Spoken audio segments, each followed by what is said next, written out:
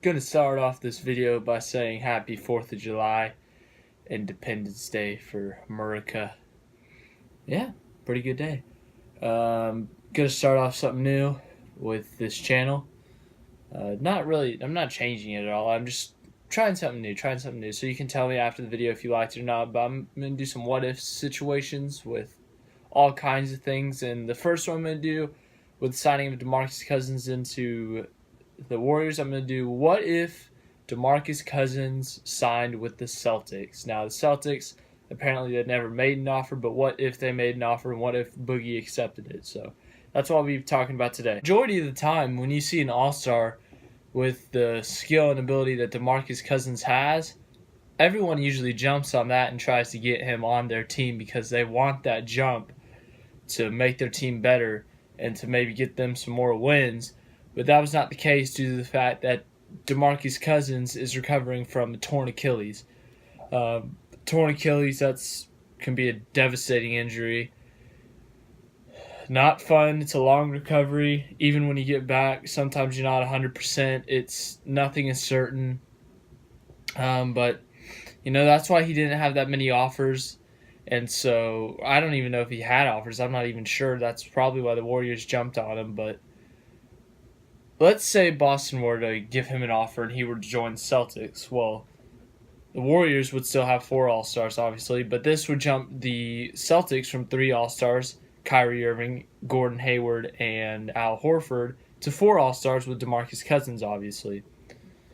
What this would do for the Celtics, that would be huge for them. Even if he got back and was still... He would come back late, as usual. And the thing about him going to a team that when he can't make the beginning part of the season is these teams are going to offer him while he's injured. They're going to want him. They're going to need to know that they can do okay and they can survive and still be in the race for the playoffs or a race for a top seed without him, which is why a Warriors, a Celtics, the big names, the good teams like that are going to offer him and not maybe a Denver Nuggets who are trying to barely get in the playoffs or barely miss the playoffs or are trying to just get in the playoffs by themselves are going to offer it because they don't want to spend that money just for him to come back when they might not be in the playoffs or might be barely in the playoffs. And if he comes back and it takes a while for that chemistry to get going, it might just mess it up and they might get some losses that may end up hurting them in the long run. Whereas a Celtics team or a Warriors team, they already have enough wins. They're competing for the 1 seed in the conference. And if they don't get that, then okay, but they're still in the playoffs. They're still good enough to win. Even if the chemistry takes a while, then they can get him and that they can survive without him. So, with that being said, Celtics, they offer him a contract. Let's say it's 1 year, $6 million. A little bit more than the Warriors. I don't know. And he accepts it. He decides, okay, let's go to Boston. Let's make this thing interesting. Give the Warriors a challenge in the finals, if they make it to the finals, of course, over Houston. But give the Western Conference a challenge.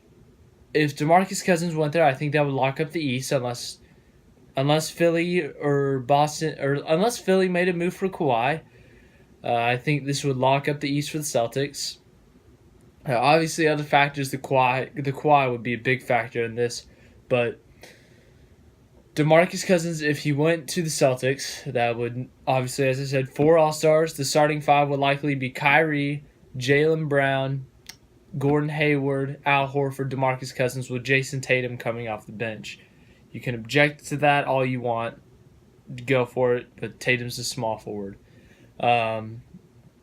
So that would be your starting 5. And then coming off the bench, assuming they re-sign him, Marcus Smart, Terry Rozier, Jason Tatum, and then Aaron Baines, who's the starting center, is now coming off the bench as a former starter who's good enough as to start in the NBA as a center, but he can also, as we said, be a backup to an all-star and still do pretty well with that second unit and not just get run over. So obviously you do need a decent backup center, and they would get that would be great for them, for Baines to be their backup center. So moving on, let's face it, DeMarcus Cousins would not get as many shots as he got in New Orleans. In New Orleans, it was him, Anthony Davis, and Drew Holiday. It dropped off tremendously after that. So he definitely got more shots there than he's ever gotten, probably even in Sacramento maybe. It might be around the same, but you never know. But in Boston, you got Kyrie Irving, who can drop 25 a game. You got Gordon Hayward, who can drop 20 to 25 a game. You got Jason Tatum, who can maybe come in, chip in 15 off the bench. Jaylen Brown, who can drop 10 to 15 in a night, maybe. Al Horford, who can score 10, but he can also distribute the ball fairly well for a power forward. So you have all these factors, all these maxes, and all these scorers, and all these playmakers, and then you got guys like Marcus Smart who can't shoot to save their lives. You have Terry Rozier who can score. You got, the Celtics are a pretty dang good team with they got some depth, and Demarcus Cousins there would add more depth because that would push Aaron Baines to the bench, and him on the bench would honestly be great for them. But obviously, as I said, Demarcus Cousins is not going to get more shots, and I don't think he'd be back to what he used to be back when he was in New Orleans and Sacramento. So let's say he's 80% of his old self. So according to these are numbers from 20 compared to this past season's numbers.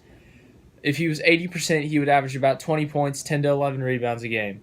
But that's obviously on less attempts, so let's chop that down. That maybe be 16 points and maybe 8 rebounds. Because he'd probably get a little bit less minutes, and he definitely would not get as many shots because Kyrie's going to take a lot of shots. Gordon Hayward's going to take a lot of shots because those are two elite scorers in the league. And then you got a guy like Jaylen Brown who could also score. You got Al Horford who can score. You got Jason Tatum coming off the bench who can also score. So you got a lot of guys on that team that can score. So that drops it to about 16-11. Let's say he's 16%. If you go flat out, he's back to his old form, 15 points, 7 to 8 rebounds at 60%. As I said, he would not do that because he does not have as many attempts, probably not as many minutes as he had in New Orleans and Sacramento. So, we're comparing it to last season at New Orleans. So, New Orleans, but let's say I think he'd average on that 11 to 12 points, 6 to 7 rebounds. I don't think the rebounds would take that much of a drop off from 60%. But the points would still take a hit. So he goes from 25 points to about half of that, 11, 12 points a game. Definitely on less attempts, but what that could do for the Celtics is it locks them in the East, as I said, unless Kawhi gets traded to Philly or something else happens. Boston would roll through the playoffs. They'd be the 1 seed. They'd roll over the 8 seed. They'd roll over the 4 or 5 seed. Conference finals, they'd face Philly most likely because Toronto sucks in the playoffs. They would likely destroy Philly in the conference finals. They get to the finals against let's say the Warriors. The Warriors beat the Rockets because they have home court advantage. Let's give it to the Warriors. So 7-game series. Let's say Golden State has home court advantage because they had a better record. So Golden State games 1 and 2. You got Stephen Curry versus Kyrie Irving. Advantage Kyrie Irving. Klay Thompson against Jaylen Brown. Advantage to Klay Thompson.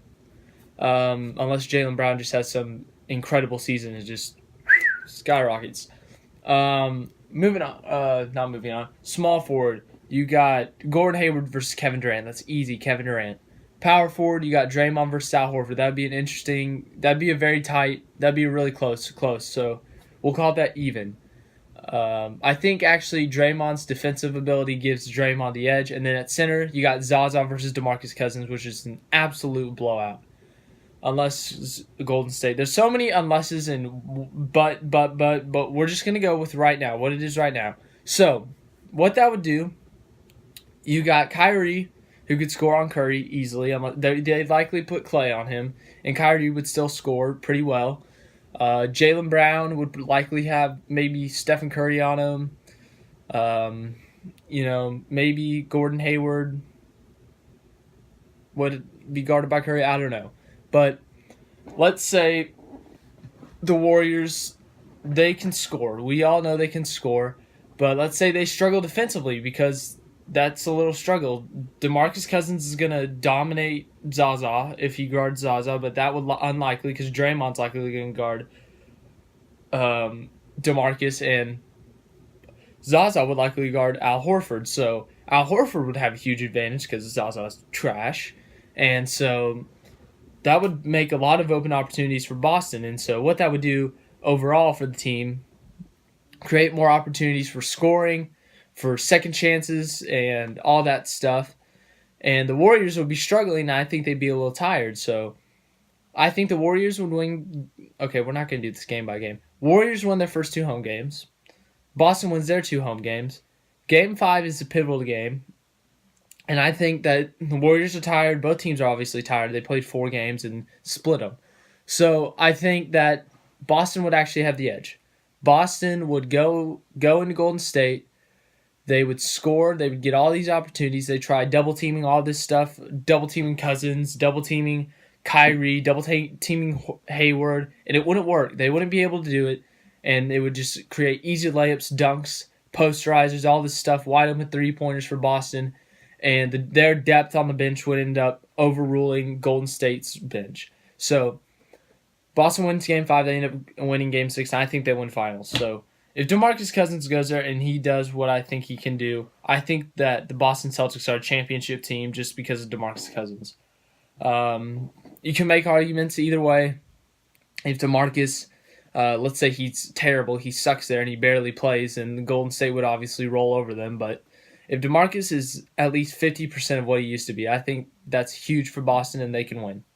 So that's what would happen if DeMarcus Cousins went to the Warriors, in my opinion. Thank you for watching this video. Like, subscribe, share, all that stuff. Yeah, thanks for watching. Video tomorrow, most likely.